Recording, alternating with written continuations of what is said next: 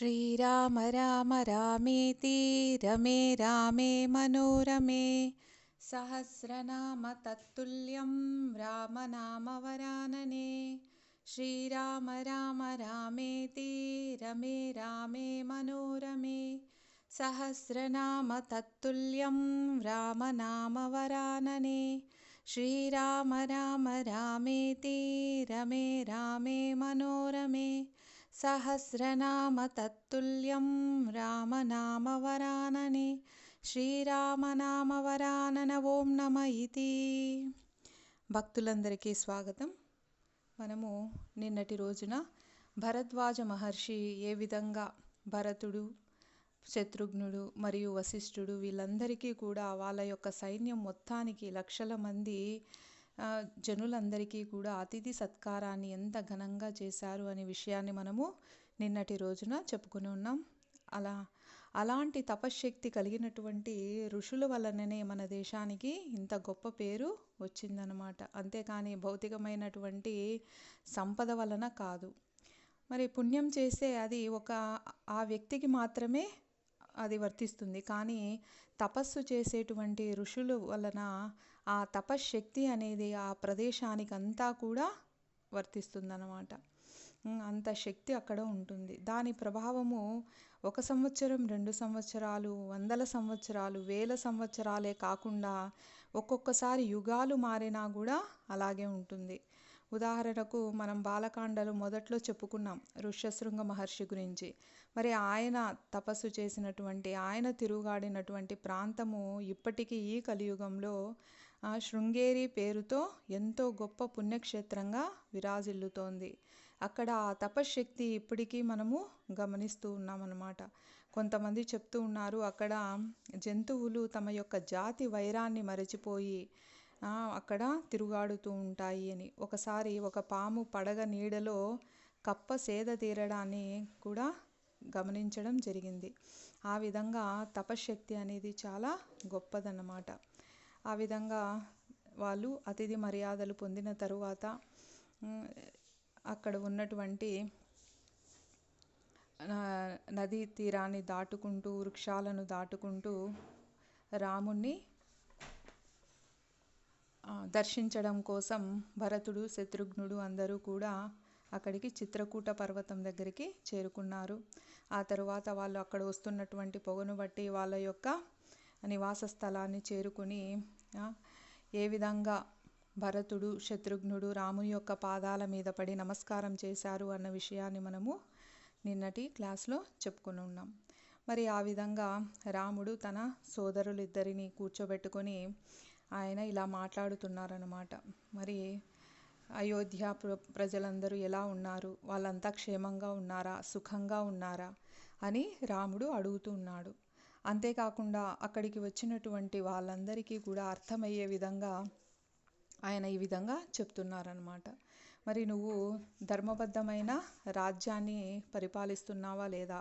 ఎప్పుడైతే నువ్వు ధర్మాన్ని పాటిస్తావో అప్పుడు రాజ్యం అభివృద్ధి అనేది చెందుతుంది.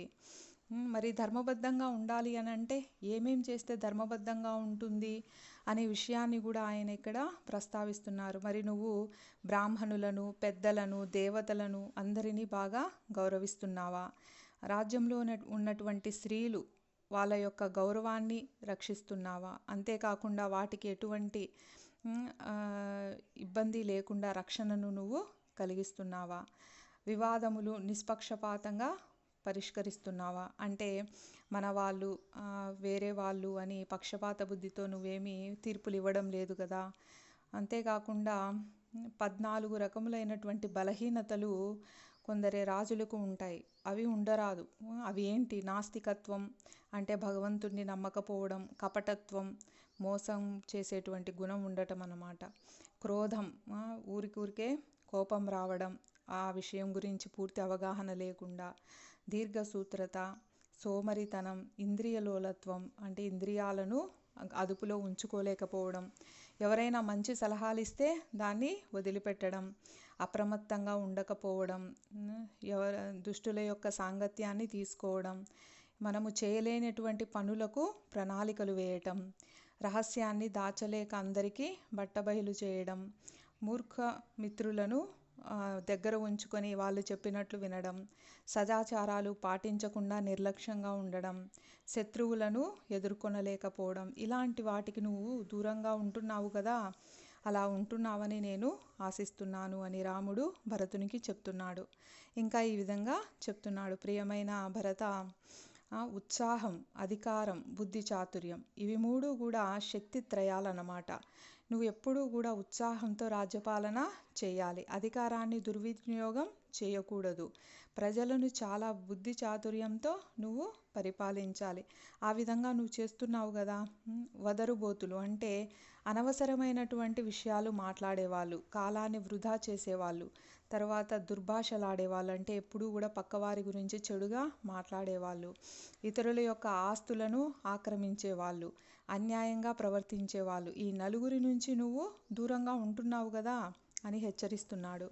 అంతేకాకుండా కొందరు రాజులు ఎలా ఉంటారు, సింహాసనం నుంచి తోసివేయబడి ఉంటారు, దూకుడు స్వభావం కలిగినటువంటి వాళ్ళు ఉంటారు, పిరికి పందలు, ఆశపోతులు, ఇంద్రియాలకు లోనై ఉన్నవాళ్ళు, అల్పబుద్ధులు, బుద్ధి లేకుండా ప్రవర్తించే వాళ్ళు, యుద్ధ పరాజితులు, యుద్ధాలలో తరచుగా ఓడిపోతూ ఉంటారు, ఎక్కువగా విదేశీ యాత్రలు చేసేవాళ్ళు అంటే తమ రాజ్యాన్ని పట్టించుకోకుండా విహారయాత్రలకు వెళ్తూ ఉంటారు, అధిక సంఖ్యలో శత్రువులు ఉన్నవారు, దరిద్రులు, అధర్మపరాయణులు, తమ మంత్రుల చేత నిర్లక్ష్యం చేయబడిన వాళ్ళు, మతిస్థిమితం లేని వాళ్ళు, ఇలాంటి 16 రకాల రాజులతో నువ్వు మైత్రి చేయటం లేదు కదా, వాళ్ళకు దూరంగా ఉంటున్నావు కదా అని హెచ్చరిస్తున్నారు.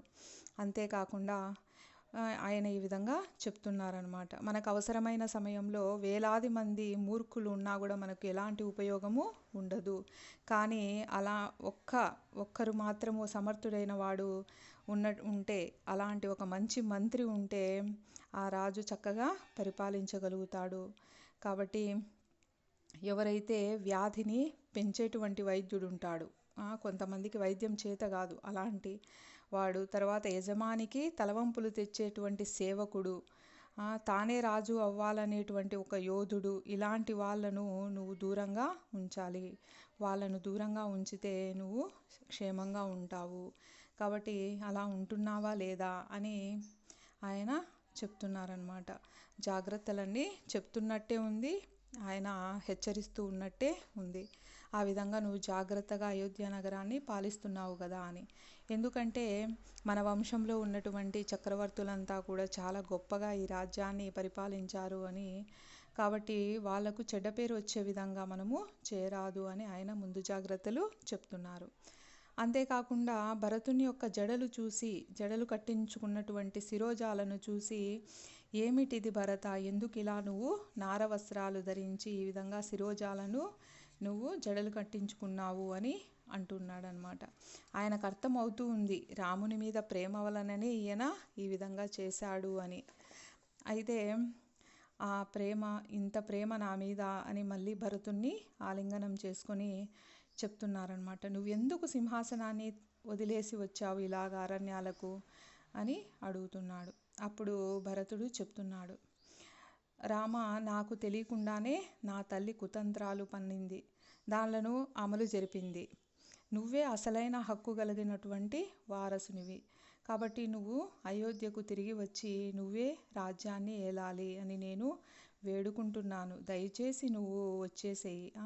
నువ్వు లేకపోతే ప్రతి ఒక్కరూ కూడా అసలు సంతోషం అనేదే లేకుండా గడుపుతున్నారు, కాబట్టి దయచేసి నువ్వు రావాలి, అయోధ్య అంతా కూడా స్తంభించిపోయింది, నువ్వు లేని రాజ్యాన్ని మేము ఊహించుకోలేము, దయచేసి నువ్వు రావాలి అని బ్రతిమాలుతున్నాడనమాట.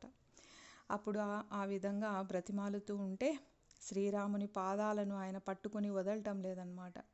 అప్పుడు రాముడు ఆయన తలపై చేయి ఉంచి భరతుని పైకి లేవనెత్తి ఈ విధంగా చెప్తున్నారు, నన్ను అడవులకు పంపించడంలో నీ పాత్ర ఏమీ లేదని నాకు తెలుసు భరత అని చెప్తున్నాడు.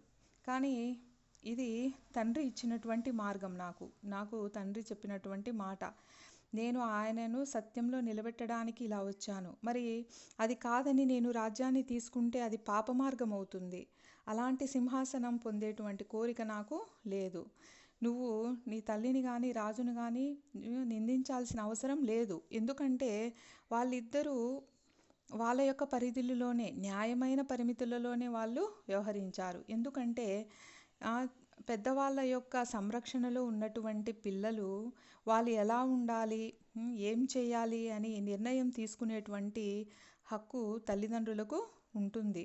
తండ్రి మాటే పుత్రుల ధర్మం అన్నమాట. అంతేగాని మనకు నచ్చినట్లు మనం చేయకూడదు. ఇప్పుడు దశరథ మహారాజు నన్ను అడవులకు వెళ్ళమన్నాడు, నేను వచ్చేసాను. నీకు సింహాసనాన్ని ఇచ్చారు, మరి నువ్వు తీసుకోవాలి. నాకొద్దు, నాకు ఇష్టం లేదు, నేను నీకు ఇచ్చేస్తాను అనడానికి లేదు. నువ్వు తండ్రి మాటను నువ్వు కూడా పాటించాలి. అప్పుడే మనము కొడుకులుగా మన ధర్మాన్ని పాటించిన వాళ్ళం అవుతాము. అదే మన తండ్రి యొక్క కోరిక. కాబట్టి తండ్రి ఆజ్ఞనే మనకు అన్నిటికన్నా గొప్ప ధర్మం. కాబట్టి నేను 14 సంవత్సరములు అడవిలోనే గడపాలని చాలా దృఢంగా నిశ్చయించుకున్నాను అని రాముడు చెప్తారు. కానీ ఇక్కడ మనం గమనిస్తే చూడండి, మనము ఈ కలికాలం, ఈ ఆధునిక యుగంలో ఒక పదవి కోసం ఎంతమంది ప్రాకులాడడం మనం చూస్తూ ఉంటాం. అది కూడా వాళ్ళ యొక్క స్వలాభం కోసమో అయి ఉండొచ్చు, కొంతమంది ప్రజల యొక్క కోసమైనా అయి ఉండొచ్చు. ఏది ఏమైనా కూడా ఆ పదవి, ఆ దర్పం కోసం ఆ విధంగా వాళ్ళు ప్రాకులాడడాన్ని మనం గమనిస్తూ ఉంటాం. కానీ ఇక్కడ కేవలం రాముడు భరతుడు మాత్రం నాకొద్దు రాజ్యం అంటే నాకొద్దు రాజ్యం, నువ్వు తీసుకో అని అంటున్నారనమాట. వాళ్ళు ఇంత నిస్వార్థంగా వాళ్ళ యొక్క ధర్మాన్ని పాటించడానికి సమాయత్తమవుతున్నారు. కాబట్టి కానీ ఆ విధంగా చెప్పినప్పుడు రాముడు భరతుడు ఇలా వాగ్వివాదం చేస్తున్నాడు. చూడండి ఇక్కడ, మరి నువ్వు పెద్ద కుమారుడివి కదా, కాబట్టి రాజు నేను ఉండకూడదు, నువ్వే ఉండాలి.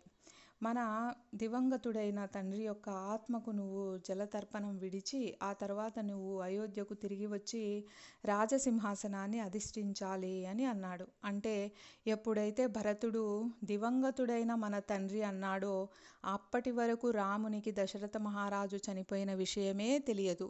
ఆయన ఆ మాట వినంగానే ఒక్కసారిగా నిశ్చేష్టుడైపోయి మూర్ఛిల్లి నేల మీద పడిపోతాడనమాట. అప్పుడు సీత, లక్ష్మణుడు, శత్రుఘ్నుడు ఆయన దేహం వద్దకు వెళ్ళి నీళ్లు చిలకరించి తిరిగి స్పృహలోకి వచ్చే వరకు పరిచర్యలు చేస్తారు. ఆ తరువాత నిదానంగా రాముడు స్పృహలోకి వస్తారు. వచ్చిన తర్వాత ఆయన చాలా విలపిస్తారు. ఎందుకు ఇలా జరిగింది, నాన్నగారు పరమపదించారా, ఇంకా నేను ఎప్పటికీ అయోధ్యకు తిరిగి రాలేను అని ఆయన ఏడుస్తున్నాడనమాట. ఆ తర్వాత రాముడు తన సోదరులైనటువంటి భరత, లక్ష్మణ, శత్రుఘ్నులతో కలిసి సుమంత్రుణ్ణి తీసుకొని మందాకిని తీరానికి వెళ్ళి అక్కడ దశరథ మహారాజు యొక్క ఆత్మ యొక్క శ్రేయస్సు కోసం జలతర్పణం విడుస్తారనమాట. అక్కడ జలతర్పణం విడవడానికి ఆయన గారపిండి ముద్దలు నువ్వులతో కలిపి తీసుకురమ్మని చెప్తారు. కాబట్టి మనం ఇక్కడ పిండ ప్రదానం లేదా జలతర్పణం చేసేటప్పుడు ఏదైతే వాళ్ళు తింటూ ఉంటారో వాటినే వాళ్ళు ఇవ్వవలసి ఉంటుందన్నమాట తర్పణంలో. ఇప్పుడు అక్కడ రాజుగా లేడు రాముడు, తను గారపిండి ముద్దలు తిని జీవనం సాగిస్తున్నాడు కాబట్టి వాటితోనే అక్కడ ఆయన తర్పణం వదిలాడు. తర్వాత ఒక బట్టను యజ్ఞోపవీతంగా వేసుకొని సీత ముందు నడుస్తూ ఉండగా వెనుకల వీళ్ళంతా కూడా వెళ్ళి దర్భలపైన పిండ ప్రదానం చేస్తారనమాట. ఆ తర్వాత వాళ్ళందరూ చిత్రకూట పర్వతం మీద ఉన్నటువంటి తమ కుటీరానికి మళ్ళీ వచ్చి అక్కడ కూర్చుంటారు. కూర్చుని వాళ్ళందరూ కూడా అన్నదమ్ములు ఒకరి చేతిలో ఒకరు చేయి వేసి ఎంతో బాధతో ఏడవడం మొదలు పెడతారు. ఇంకా వాళ్ళ తండ్రి యొక్క విరహాన్ని తట్టుకోలేకపోతూ ఉంటారనమాట. ఆ విధంగా రోదిస్తూ ఉంటే ఆ స్వరం అనేది ఆ లోయ అంతటా కూడా ప్రతిధ్వనిస్తూ ఉంటుంది. ఆ శబ్దాన్ని విన్నటువంటి భరతుని యొక్క సైనికులందరూ కూడా ఇది రామ, లక్ష్మణ, భరత, శత్రుఘ్నులు ఈ విధంగా రోధిస్తున్నారు తండ్రి కోసమని తెలుసుకొని వాళ్ళు కూడా ఎంతో బాధపడతారు. ఆ తర్వాత వాళ్ళందరూ ఇంకా ఉండలేకపోతారు, వెంటనే రాముణ్ణి చూడాలి అని ఉత్సాహంతో వాళ్ళు అందరూ కూడా ఆ శబ్దం వస్తున్నటువంటి దిశగా పరుగు తీస్తారు. ఆ విధంగా పరుగున ఆ కుటీరానికి చేరుకుంటారు. అక్కడికి చేరినటువంటి వాళ్ళందరినీ కూడా రాముడు వాళ్ళ హోదాను అనుసరించి ఒక్కొక్కరిని స్వాగతిస్తారనమాట. వాళ్ళందరికీ నమస్కారం చేస్తారు. ఈలోగా దశరథ మహారాజు యొక్క ముగ్గురు భార్యలైనటువంటి కౌసల్య, సుమిత్ర, కైకేయులను ముందుగా ఉంచుకొని వశిష్ఠుడు రాముణ్ణి చూడడానికి వస్తూ ఉన్నాడనమాట. ఆ విధంగా వశిష్ఠుడు ఆ ముగ్గురు స్త్రీలు ఆ తీరానికి చేరినప్పుడు, మందాకిని తీరాన్ని చేరినప్పుడు అక్కడ రాజుకు రాముడు ఏ విధంగా అయితే తర్పణం వదిలాడో అక్కడ ఉన్నటువంటి పదార్థాలను కౌసల్యాదేవి గమనిస్తుంది. ఆమె ఆ పదార్థాలు గారపిండి ముద్దలు చూసి ఎంతో బాధపడుతుంది. ఒక చక్రవర్తిగా బ్రతికినటువంటి మన దశరథ మహారాజు ఈరోజు ఈ గారపిండి ముద్దలతో తర్పణం వదిలేటట్లు పరిస్థితులు వచ్చాయి అంటే రాముడు ఇవి తిని బ్రతుకుతున్నాడన్నమాట అని ఆమె ఇంకా ఎంతో బాధపడుతూ ఉంటుంది. ఆ తర్వాత వశిష్ఠుడు ఆ ముగ్గురు రాణులు కలిసి కుటీరాన్ని చేరుకుంటారు.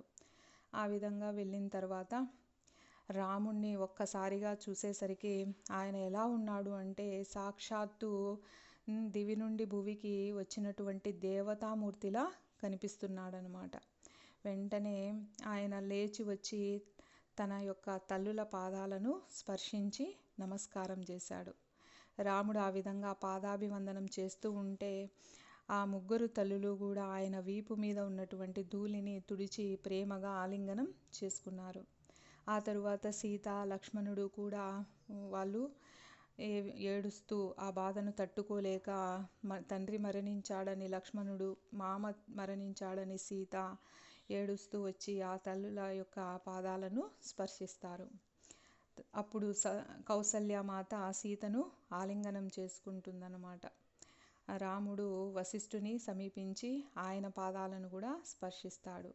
అప్పుడు రాముడు తన గురువుతో పాటు కింద కూర్చుంటాడు. అందరూ అంటే అక్కడ తగినన్ని ఆసనాలు అవి ఉండవు కాబట్టి గురువు కన్నా ఎత్తులో కూర్చోకూడదు కాబట్టి గురువుతో పాటు ఆయన కింద కూర్చుని తక్కిన వారంతా కూడా ఆరి చుట్టూ కూర్చుంటారు.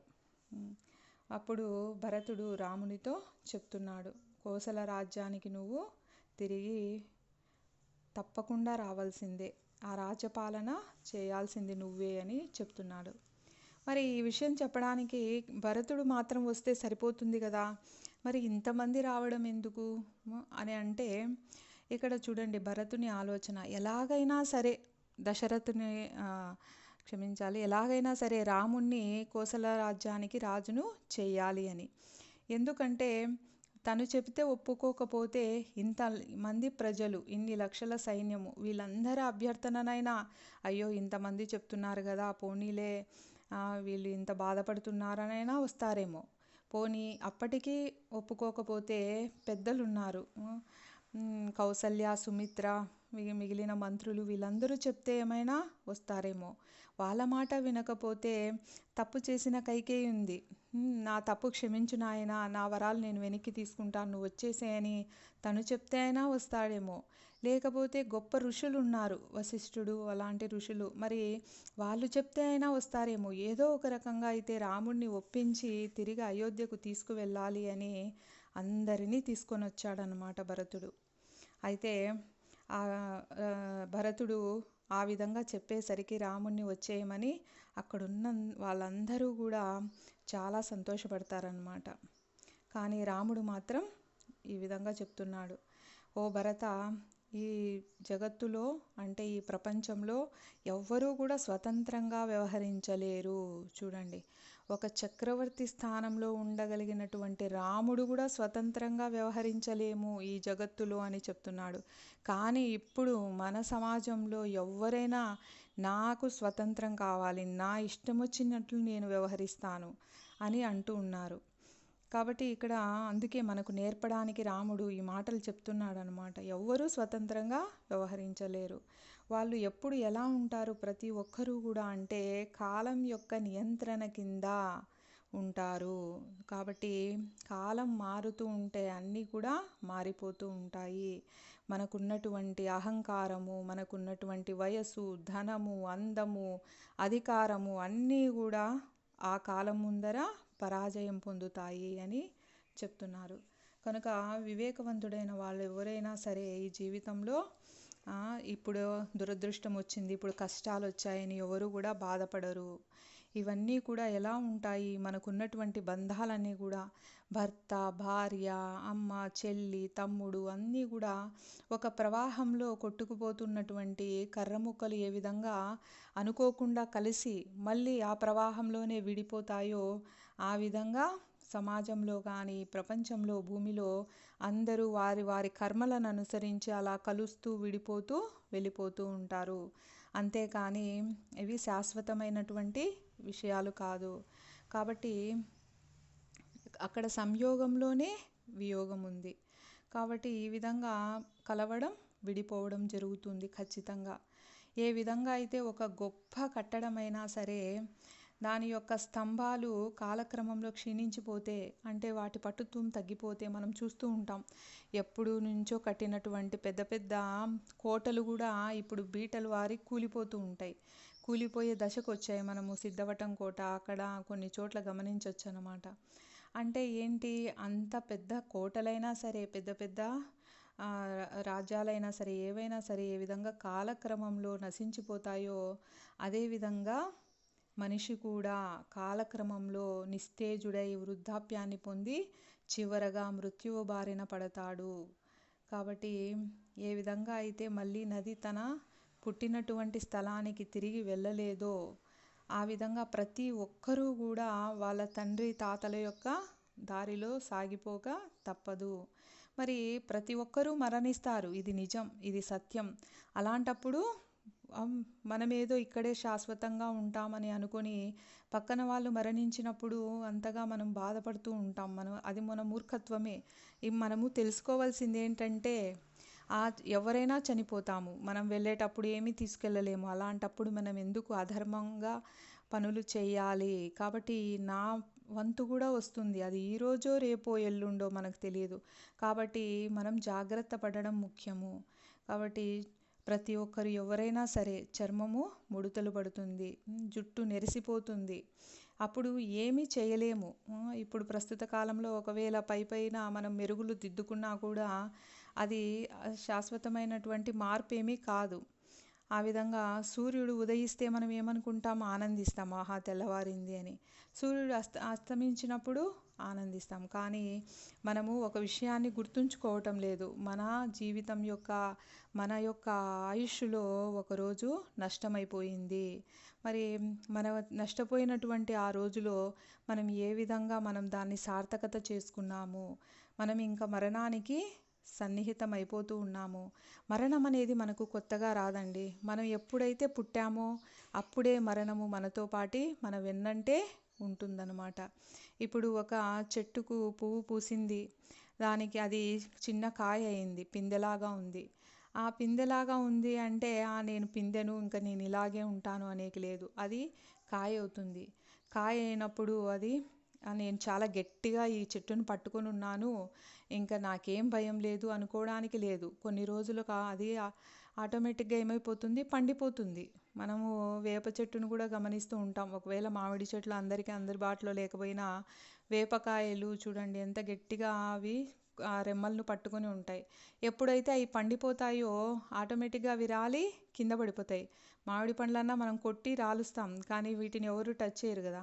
మరి అవంతకు అవి రాలి కింద పడిపోతూ ఉంటాయి. అలాగా మరణం అనేది ఎప్పుడు ఆ కాయ పుట్టిందో దాని రాలిపోయే టైం స్టార్ట్ అయింది అని అర్థం. మనం ఎప్పుడు పుడతామో మనం యొక్క మరణానికి కౌంట్ డౌన్ స్టార్ట్ అయింది అని అర్థం. ఎప్పుడు మరణిస్తామో మనకు తెలియదు. ఆ మరణం వచ్చే లోపలే మనకు భగవంతుడు ఇచ్చినటువంటి ఈ శరీరాన్ని మనము ధర్మబద్ధంగా నడిపి మనం సార్థకతను పొందాల్సి ఉంటుంది. కాబట్టి వివేకి అయిన వాడు, జ్ఞాని అయిన వాడు మరణానంతరం ఉన్నత గతిని పొందడాని కోసమై ధర్మాచరణను ఈ శక్తిని ఉపయోగించుకోవాలి అని రాముడు చాలా వివరంగా చెప్తున్నారు ఇక్కడ. అంటే మనకున్నటువంటి శక్తిని ఈ భూప్రపంచంలో సంతోషాన్ని పొందడం కోసం వినియోగించుకోవడం కాదు. ఎందుకంటే ఈ భూప్రపంచంలో మనం ఎంత సంతోషంగా ఉండాలి అనుకున్నా అది పూర్తి సంతోషం కాదన్నమాట.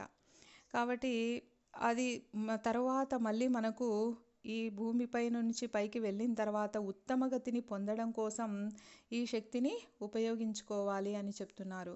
ఉదాహరణకు మనం అర్థం చేసుకోవడానికి ఇక్కడ ఒక పరిస్థితిని చూద్దాం. మనము ఎవరికైనా డబ్బు ఇచ్చామనుకోండి, ఒకతనికి డబ్బు ఇచ్చాము, అతను ఇద్దరు బీటెక్ చదువుతున్నారనుకోండి, సరే ఒక 10 లక్షలు డబ్బు ఇచ్చామనుకోండి. ఒక అబ్బాయి ఏం చేస్తాడు, ఆ డబ్బు తీసుకొని ఇంకా మంచి కోర్స్ చేసి మంచిగా ఒక కంపెనీ పెట్టడమో లేదా ఏదైనా వ్యాపారం చేయడమో చేసి బాగా పై స్థాయికి వచ్చి స్థిరపడతాడు.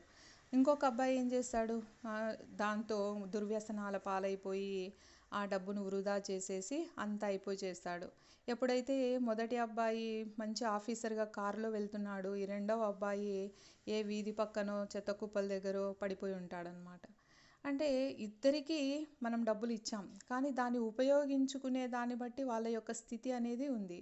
ఆ విధంగా భగవంతుడు అందరికీ మంచి శరీరాన్ని, శక్తిని, మనస్సును, బుద్ధిని అన్నీ ఇచ్చాడు. వాటిని ఉపయోగించుకునేది మనకు తెలియాలన్నమాట. దాన్ని మనం ధర్మాచరణకు ఉపయోగించుకోవాలి. ఆ విధంగా ఉపయోగించుకున్నప్పుడు మనం కూడా గొప్ప స్థానాన్ని చేరుకుంటాం. కాబట్టి మన తండ్రి ఏం చేశాడు, దివ్యమైన సుఖాలు చూడండి, మనం ఇక్కడ సుఖపడడం అనేది అది దివ్యమైన సుఖం కాదు. తరువాత ఉన్నతమైనటువంటి లోకాలకు చేరినప్పుడు దివ్యమైన సుఖాలను పొందవచ్చు. కాబట్టి దివ్యమైన సుఖాలను పొందటం కోసం తన దేహాన్ని ఆయన త్యజించాడు, అంటే ధర్మబద్ధంగా ఆయన నడుచుకున్నాడు. కాబట్టి ఆయన కోసం ఇంకా మనము బాధపడాల్సిన అవసరము లేదు. కానీ భరత, నువ్వు వెంటనే అయోధ్యకు తిరిగి వెళ్ళి తండ్రి గారి ఆజ్ఞను నిర్వర్తించు, నువ్వు రాజ్యాన్ని పాలించు. ఆయన యొక్క కోరిక నెరవేర్చడానికే నేను ఇక్కడే ఉంటాను, నేను రాలేను అని చెప్తాడు. అయితే భరతుడు ఒప్పుకోడనమాట. ఈ విధంగా వాళ్ళిద్దరి మధ్య వాగ్వివాదం జరుగుతూ ఉంది. అన్ని రకాలైన విషయాలను ఇక్కడ ప్రస్తావిస్తున్నారన్నమాట. భరతుడు ఏమంటున్నాడు, మరి ఉత్తముడైన తండ్రి అని కొంచెము ఆయన వ్యంగ్యంగా మాట్లాడుతున్నాడు. మరి అంత ఉత్తముడైతే ఆయన వృద్ధాప్యంలో మితిమీరిన స్త్రీ వ్యామోహానికి లోనైనాడు. వినాశకాలంలో విపరీత బుద్ధులు పుడతాయన్నట్టు ఆయన నిజం చేశాడు. ఆ విపరీత బుద్ధితో ఆయన కీడును కలిగించే విధంగా ఆమె అడిగినటువంటి కోరికలను తీర్చాడు. కానీ నువ్వు మాత్రము దాన్ని సరిదిద్దాలి. ఆయన చేసిన తప్పును నువ్వు సరిదిద్దాలి. నువ్వు ఒక క్షత్రియుడివి, తపస్విలాగా నువ్వు ఇక్కడ అడవుల్లో ఉండడం నీ కర్తవ్యం కాదు. 4 ఆశ్రమాలలో, అంటే బ్రహ్మచర్యాశ్రమం, గృహస్థాశ్రమం, వానప్రస్థాశ్రమం, సన్యాసాశ్రమం, వీటిల్లో సర్వోన్నతమైనటువంటి గృహస్థాశ్రమం అంటున్నారు. చూడండి, అన్ని ఆశ్రమాలలోకి మనం అనుకుంటాం సన్యాసి అయితే గొప్పగానేమో అని, బ్రహ్మచారిగా ఉంటే చాలా మంచిదేమో అని. అన్ని ఆశ్రమాల కన్నా కూడా గృహస్థాశ్రమం చాలా గొప్పది. కాబట్టి అలాంటి సర్వోన్నతమైనటువంటి గృహస్థాశ్రమంను నువ్వు స్వీకరించావు. కాబట్టి నీ కుటుంబ జీవన విధులను నువ్వు వదిలివేయకూడదు. నువ్వు తిరిగి అయోధ్యకు రావటానికి నువ్వు నిరాకరిస్తే నేను కూడా అదే చేస్తాను. ఎందుకంటే మా అన్న ఇలా అడవులు పట్టి వచ్చేసాడు కాబట్టి నేను కూడా అరణ్యంలోనే ఉండిపోతాను, ఇంకా నేను కూడా వెళ్ళను అని చెప్తున్నాడు అనమాట. అప్పుడు రాముడు చెప్తున్నాడు, భరత, నువ్వు తండ్రిని తర్వాత నీ తల్లి కైకేయి పట్ల నువ్వు ఆ విధంగా మాట్లాడకూడదు. ఆయనను విమర్శించేటువంటి హక్కు నీకు లేదు. దశరథుడు కైకేయిని వివాహం ఆడినప్పుడే ఆయన చక్రవర్తికి, అంటే వాళ్ళ యొక్క తండ్రికి మాట ఇచ్చాడనమాట. వారసుడయ్యేటువంటి అర్హత కైకేయికి పుట్టినటువంటి సంతానానికే ఉంటుందని ఆయన వాగ్దానం చేశాడు. కాబట్టి ఆయన యొక్క వాగ్దానానికి భంగం కలగకుండా ఉండటానికైనా సరే నువ్వు అయోధ్యకు తిరిగి వెళ్ళు. నా కోసమే అయినప్పటికీ కూడా రాజ్యపాలన బాధ్యత నీవే వహించాల్సిందే. కాబట్టి నేనంటే ఇష్టం అంటున్నావు కదా, నా కోసమైనా సరే నేను చెప్తున్నాను కాబట్టి నువ్వు వెళ్ళి అయోధ్యను పాలించు అని అంటున్నాడు. అంతేకాకుండా ఇప్పటి నుంచి నువ్వు అయోధ్యలో ఉన్నటువంటి ప్రజలకు రాజువు, నేను అరణ్యంలో ఉన్నటువంటి మృగములకు రాజును. చూడండి, ఈ వాక్యాన్ని మనం బాగా గుర్తుపెట్టుకోవాలి. అరణ్యంలోని మృగములకు నేను రాజును అనే విషయాన్ని మనం మళ్ళీ అక్కడ కిష్కింధకాండలో కూడా గమనిస్తామన్నమాట అని చెప్తున్నాడు.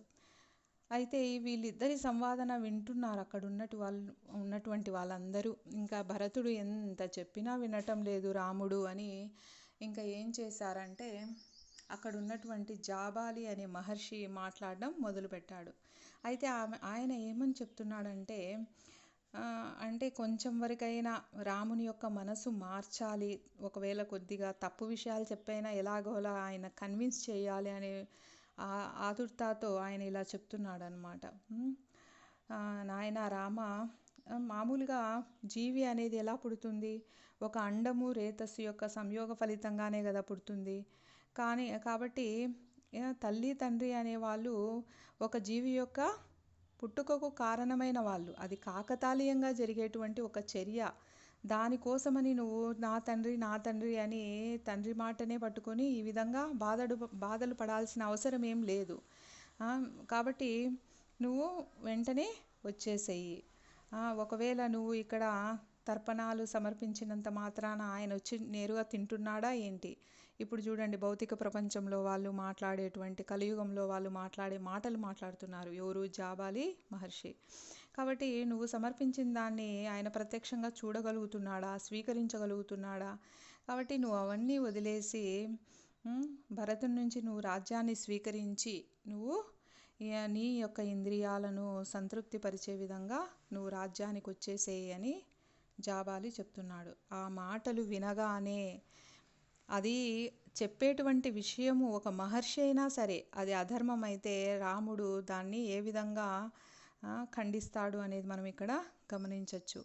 ఆ విధంగా ఆయన చెప్పగానే రాముడు చాలా కోపంతో, నీ అభిప్రాయాలు పవిత్రంగా లేవు, అవి పవిత్రత అనేటువంటి ముసుగులో ఉన్న అపవిత్రమైన విషయాలు, ఇలాంటి వాటిని నువ్వు అజ్ఞానాన్ని బోధిస్తున్నట్టే ఉన్నాయి. అసలు నీలాంటి వాణ్ణి ఒక మంత్రిగా మా తండ్రి గారు ఎలా ఉంచుకున్నారు తన యొక్క ఆస్థానంలో అని ఆయనకు చాలా కోపం వచ్చిందనమాట. అప్పుడు చెప్తున్నాడు, ఈ భూమి కర్మక్షేత్రం. ఎంతో అరుదైన మానవ జన్మ లభించినప్పుడు పవిత్ర కర్మలను మాత్రమే చేయాలి, కానీ నీలాగా నువ్వు చెప్పినట్లు ఇష్టం వచ్చినట్లు కేవలం ఇంద్రియ తృప్తి కోసం పని చేయకూడదు. నేను హాయిగా తినాలి, హాయిగా పడుకోవాలి, నా ఇష్టం వచ్చినట్లు తిరగాలి అని ఇలాంటి వాటి కోసం కాదు. ఇది కర్మక్షేత్రం. చూడండి ఎంత గొప్పగా చెప్తున్నారో. మరి ఇలాంటి క్షేత్రంలో మనకు మానవ జన్మ లభించిందంటే ఎన్నో కోట్ల జన్మల పుణ్యఫలం వల్ల మనం ఇక్కడ పుట్టి ఉంటాం. కాబట్టి దాన్ని మనం అనవసరంగా వృధా చేసుకోకూడదు. కాబట్టి నీలాంటి నాస్తికుని ముఖం చూడడం కూడా నిషేధించాలి అని వేదములు చెప్తున్నాయన్నమాట. నీ ముఖం కూడా చూడడం నాకు ఇష్టం లేదు అని ఖరాఖండిగా రాముడు చెప్పేశాడు. అప్పుడు జాబాలి చెప్తున్నాడు, నాయన వాస్తవానికి నేను ఆ వేదములు చెప్పిన వాటినే అనుసరిస్తాను, కానీ నీవు ఎలాగో అలాగ అయోధ్యకు వస్తే బాగుంటుంది, ఈ విధంగా చెప్తే అయినా నువ్వు కొంతవరకు సుముఖత చూపిస్తావేమో అని ఆ విధంగా మాట్లాడాను తప్ప నిజానికి నేను కూడా దాన్ని అంగీకరించను అని. చూడండి, వాళ్ళు రాముణ్ణి తమ రాజ్యానికి తీసుకువెళ్ళాలి, తమతో పాటు ఉంచుకోవాలి అని వాళ్ళు ఎన్నో రకాలుగా ప్రయత్నం చేస్తున్నారు. అది అధర్మమైనా సరే రాముడు మా దగ్గరగా ఉంటే చాలు అని వాళ్ళు ప్రయత్నిస్తున్నారు. ఆ తర్వాత వశిష్ఠుడు జోక్యం చేసుకుంటారనమాట. చేసుకొని, నాయన నువ్వు సింహాసనాన్ని అధిష్ఠించడం కోసమని ప్రతి ఒక్కరూ ఎంతగానో కోరుకుంటున్నారు. ఆ విషయం జాబాలికి తెలుసు కాబట్టి ఆయన ఒక నాస్తికుడిలాగా అలా ప్రసంగించాడు అంతే తప్ప ఆయన ఎంతో గొప్ప వ్యక్తి, మహర్షి. కాబట్టి నువ్వేమీ బాధపడద్దు. ఇక్ష్వాకు వంశంలో గతంలో పరిపాలించినటువంటి రాజులందరూ కూడా వాళ్ళ యొక్క పెద్ద కొడుక్కే వాళ్ళ వారసత్వాన్ని ఇచ్చారు. కాబట్టి ఇప్పుడు నువ్వు పెద్ద కొడుకువి, కాబట్టి ఆ సింహాసనాన్ని నువ్వు స్వీకరిస్తే మేమందరం సంతోషిస్తాము అని ఆఖరికి వశిష్ఠుడు కూడా అదే మాటే చెప్తున్నారనమాట. అయితే అంటే ఒకవేళ వశిష్ఠు మహర్షి అంత గొప్పవాడు చెప్తే రాముడు ఒప్పుకుంటాడేమో అని అందరూ ఆశగా చూస్తున్నారు. అయితే ఆ రాముడు మాత్రము ఒప్పుకోలేదు. ఆయన ఏమని అంటున్నారు, నా కర్తవ్యాన్ని నేను ఉల్లంఘించలేను, నేను అలా చేయలేను అని ఆయన చెప్తున్నాడు. ఆ మాటలు వింటూనే భరతుడు ఇంకా ఎంతో బాధపడ్డాడనమాట. ఇంకా రాముడు వచ్చే ప్రసక్తే లేదు అని ఆయనకు అర్థమైపోయింది. ఇంకేం చేస్తున్నాడు, రాముడి కుటీరం దగ్గర ఒక కుశతృణము అంటే గడ్డితో తయారు చేసినటువంటి ఒక చాపలాగా వేసుకొని తయారు చేయండి. నేను వెళ్ళి రాముని కుటీరం ముందర నేను కూర్చుంటాను. ఇంకా ఆయన రాజసింహాసనాన్ని స్వీకరించే వరకు నేను ఆహారం తీసుకోను, పానీయాలు ముట్టుకోను. ఇక్కడే ఉంటాను. నేను కళ్ళకు గంతలు కట్టుకొని కూర్చుంటాను. అంటే నేనేమి చూడను, ఏమి తినను, ఏమి తాగను. అంటే నిరాహార దీక్ష అన్నమాట చేస్తాను నేను అని అంటున్నాడు. ఇంకా ఎంత చెప్పినా రాముడు వినటం లేదని. కానీ సుమంత్రుడు రాముని యొక్క ఆజ్ఞ లేకుండా కనీసము గడ్డి పరకను కూడా ఇంకా అక్కడ వేయడానికి ఒప్పుకోడనమాట. ఆయన ఆ పని చేయలేదు. అప్పుడు ఏం చేస్తున్నాడు, భరతుడే తన చేతులతో ఆ గడ్డిని కోసి అక్కడ పరుచుకొని ఆ కుటీరానికి ఎదురుగా కూర్చున్నాడు. అప్పుడు రాముడు ఇంకా ఆయనను అనునయిస్తూ చాలా ప్రేమతో చెప్తున్నాడు అనమాట. నాయన సోదరా, ఎందుకు ఈ విధంగా నువ్వు చేస్తున్నావు? నన్ను ఎందుకు ఈ విధంగా వ్యతిరేకించాలని మొండిగా ప్రవర్తిస్తావు? దయచేసి నేను చెప్పినట్టు విను అని చెప్తున్నారు. అప్పుడు ఇంకా సరే, ఆయన ఇంతగా బాధపడుతున్నాడు కాబట్టి సరే, నీకు బదులుగా నన్ను 14 సంవత్సరముల పాటు ఇక్కడ అరణ్యంలో ఉండనిచ్చి నువ్వు అయోధ్యకు తిరిగి వెళ్ళు అని మళ్ళీ మొదలుపెట్టాడు. భరతుడు ఇంకా వదలలేదన్నమాట. సరిగ్గా అప్పుడే అక్కడ ఆకాశంలో అందరూ కూడా దేవర్షులు అందరూ అదృశ్య రూపంలో వీళ్ళిద్దరి మధ్య సాగుతున్నటువంటి అద్భుతమైనటువంటి సంభాషణను చూస్తూ ఉన్నారనమాట. వాళ్ళందరూ చాలా గొప్పగా కొనియాడారనమాట. ఇలాంటి సోదరులు ఈ భూప్రపంచంలో ఎక్కడా ఉండరు అని. అప్పుడు ఇంకా వాళ్ళకు తెలుసు కదా, రావణుణ్ణి చంపడానికి రాముడు ఇక్కడ అడవుల్లో ఉండాలి అని. అందుకోసమని వాళ్ళు రామునికే సపోర్ట్ చేసి, ఓ భరత, నీవు నీ అన్న అయినటువంటి రాముని సలహానే పాటించాలి, అదే ధర్మము అని చెప్తారనమాట. సరే, ఇంకా ఆకాశవాణి కూడా అలా చెప్పేసరికి ఇంకా తప్పదు అని అన్న యొక్క మాట వినాల్సిందే అని ఇంకా భరతుడు తన దగ్గర ఉన్నటువంటి స్వర్ణ ఖచ్చితమైన పాదుకలు అంటే బంగారుతో తయారు చేసినటువంటి పాదుకలను బయటికి తీస్తాడు. అవి ఎందుకు తెచ్చుంటాడు ఆయన? రాముడు అయోధ్యకు తిరిగి వచ్చేటప్పుడు వాటిని కాళ్ళకు తొడిగి ఆయనను తీసుకెళ్లాలని తెచ్చుంటాడు. కానీ ఇప్పుడు రావట్లేదు కదా, మరి అప్పుడు రాముని పాదపద్మాలపైన పాదపద్మాలను వాటిపై ఉంచమని ఆయనను ప్రార్థిస్తాడు. సరే, కనీసం వీటిపైన మీరు పాదాలైనా ఉంచండి అని. సరే అని భరతుడు అడిగినట్లే ఆ పాదుకలపైన రాముడు పాదాలను ఉంచుతాడు. అప్పుడు ఆ పాదుకలను ఆయన తీసి చేతులలో ఉంచుకొని భరతుడు రాముడికి ప్రమాణం చేసి ఇలా చెప్తున్నాడనమాట. రాముడితో అంటున్నాడు, రాజ్యపాలనా భారాన్ని ఈ పాదుకులకు అప్పగించిన మీదట నేను జడలను నారవస్త్రాలను ధరించి అయోధ్యకు వెలుపలే ఉంటాను. చూడండి, నేను రాజ్యానికి వెళ్తున్నాను కానీ రాజ్యంలోకి వెళ్ళను. ఈ పాదుకలను నేను నిన్నుగా భావిస్తున్నాను. ఈ పాదుకలకే రాజ్యపాలనా భారాన్ని అప్పగించేస్తాను. కానీ నేను ఒక సేవకునిలాగా జడలు ధరించి నారవస్త్రాలు ధరించి అయోధ్యకు బయట ఉంటాను. రామా, నేను నీ కోసం ఎదురు చూస్తూ ఉంటాను. నేను నీలాగే ఫలములు దుంపలు మాత్రమే తింటాను. అయితే 14 సంవత్సరముల తర్వాత ఒకవేళ నువ్వు అయోధ్యకు తిరిగి రాలేదనుకో, అప్పుడు మాత్రం నేను అగ్ని ప్రవేశం చేసి ప్రాణాలు వదిలేస్తాను అని చెప్తున్నారు. అప్పుడు రాముడు, సరే నాయన, నీకు అంత అవసరం రానివ్వను, నేను తప్పకుండా వస్తాను, 14 సంవత్సరముల తర్వాత తప్పకుండా నేను వస్తాను అని చెప్తాడు. అప్పుడు భరత శత్రుఘ్నులను ఆలింగనం చేసుకొని వాళ్లకు ఆశీర్వదించి ఆయన పంపిస్తాడు. ఆయన కళ్ళ నుంచి అశ్రువులు కారుతూ ఉండగా సోదరులిద్దరికీ వీడ్కోలు చెప్తాడనమాట. ఆయన మరీ చెప్తున్నాడు భరతునికి శత్రుఘ్నునికి, మీరు కైకేయిని నిర్లక్ష్యం చేయటం కానీ ఆమెను ద్వేషించడం కానీ ఎట్టి పరిస్థితుల్లో చేయకూడదు అని ఆయన చెప్తున్నారు. ఆ పైన రాముడు తన తల్లులు ఇంకా బదులు పలకలేనటువంటి స్థితిలో ఉన్నారు వాళ్ళు. ఎందుకంటే ఇంకా రాముడు వస్తాడని కొండంత ఆశతో వాళ్ళు ఎదురు చూశారు, రాలేదు కాబట్టి ఇంకా వాళ్ళు మాట్లాడే స్థితిలో కూడా లేరు, అంత బాధలో ఉన్నారు. వాళ్ళందరికీ కూడా మంచి మాటలు చెప్పారు, మీరు జాగ్రత్తగా ఉండండి, సంతోషంగా ఉండండి అని చెప్పాడు. ఆ తర్వాత భరతుడు రామునికి ప్రదక్షిణ చేసి నమస్కారం చేశాడు. అందరికీ చెప్తున్నాడు ఇంకా భరతుడు, పదండి మనందరము కూడా ఇంకా అయోధ్య నగరానికి తిరిగి వెళ్ళిపోదాము అని. ఆ విధంగా వాళ్ళందరూ భరతుడు అంటున్నాడు, రాముడు కూడా ఇంకా వాళ్ళు వెళ్ళలేక అక్కడక్కడే ఉంటే రాముడు చెప్తున్నాడు అనమాట, దయచేసి ఇంకా వెళ్ళండి, నేను తప్పకుండా తిరిగి వస్తాను అని. ఆ తర్వాత రాముడు వెనకకి తిరిగి కుటీరంలోకి ప్రవేశిస్తాడు. ఎందుకంటే ఆయన బయటే ఉంటే ఇంకా వాళ్ళు వెళ్ళలేరు, అందుకని ఆయన ఇంకా లోపలికి వెళ్ళిపోతాడనమాట. ఆ తర్వాత ఏం జరుగుతుంది అనే విషయాన్ని మనము రేపటి రోజున తరగతిలో చర్చించుకుందాం. హరే కృష్ణ.